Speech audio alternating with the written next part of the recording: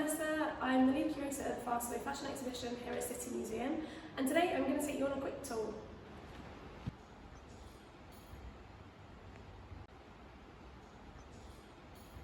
So this first space looks at shopping in Leeds more generally.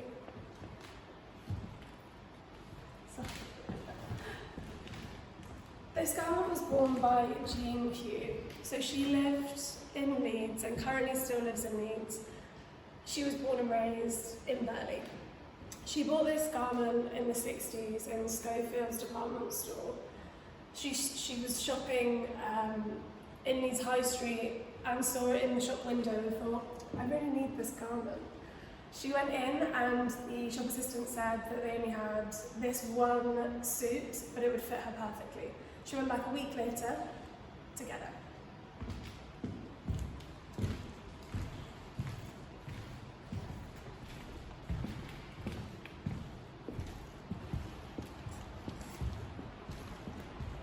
So the next section of the exhibition on our tour looks at ethical consumption. So how have people in Leeds consumed ethically? Consuming ethically isn't necessarily at the heart of what someone might have been doing, it's probably just a necessity for them. So this garment was originally made in the 1770s, and it's been upcycled and repurposed to look like a 1840s dress. You can tell that because of the construction of the waist.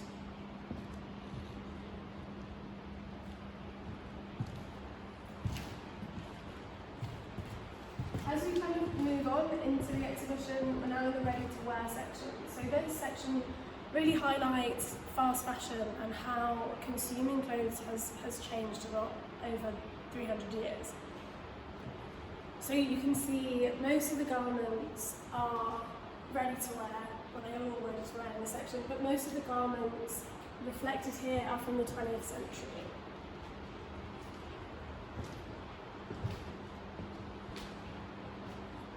However, there are a few garments and types of products that would have been made ready to wear in the 18th century. So one of these is this petticoat. This petticoat would have been made by a number of different people. So you may have had a seamstress who made it, you probably would have had an embroiderer as well who was working on it to get those finer details.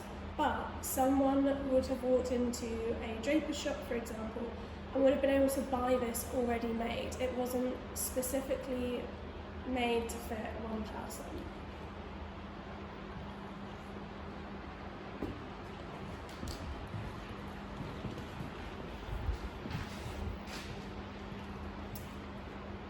In the kind of middle of the 19th century, shopping really changed. Shopping, in terms of the Industrial Revolution, the way in which people were making products was changing, and this then influenced how we shopped.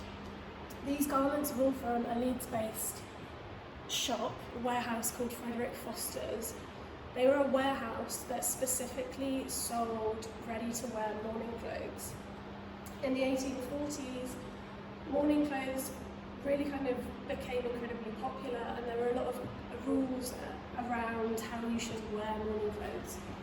Because of Queen Victoria, morning wear became increasingly needed for all people in society. So we have these ready-to-wear garments that a number of people, different people in Leeds would have been wearing.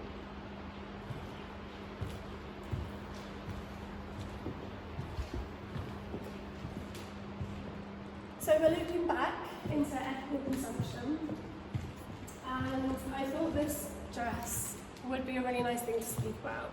So this dress was made specifically for Jan, for her wedding dress. Her mum was a seamstress in Leeds for over 40 years, and Jan tells us that she thinks it probably took her about 2 weeks to make. She bought the Textiles in Samuel Taylor's, which is still open today, just by Kirkgate Market. The reason why this is in the sustainability section, the ethical consumption section of the exhibition, is because this is a much slower way of working. You can see on the back wall all of these dress patterns, and it's because people, in part, want to make their own clothes, they want to, they want them to fit their body. But also there's this kind of sustainable element of not wanting to buy something that's mass produced.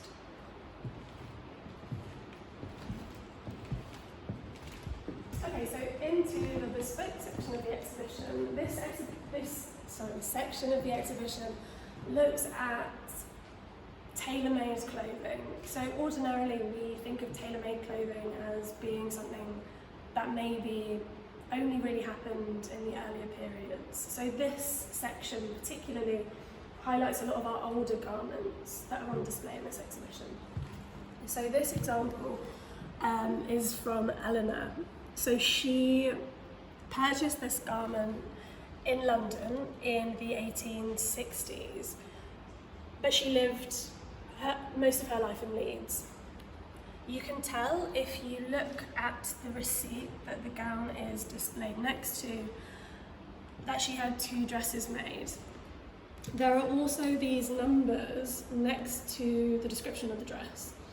So I imagine that Eleanor, when she went into this garment maker, this dressmaker in London, that she was able to kind of flick through a catalogue of fashion plates or fashion illustrations which depicted what kind of dress she wanted to pick out, and then the dressmaker would make it for her. What's also really lovely is that the receipt kind of depicts her choice of fabrics, her choice of beads. So in this period, if you had enough money, you could add trims, you could add lace to a garment, you could change the textile. The dress was literally tailored to meet your every specification.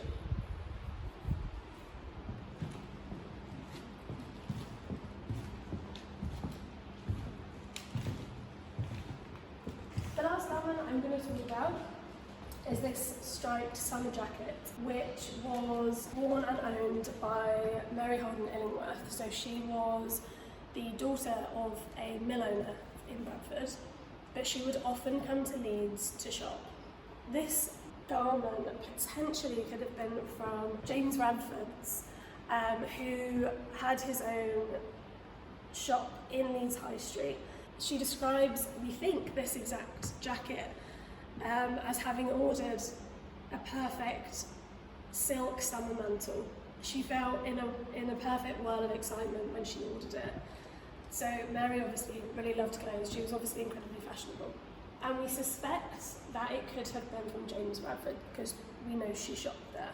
And James Radford would have been making these sorts of kind of light jackets and other things specifically to fit one person's body.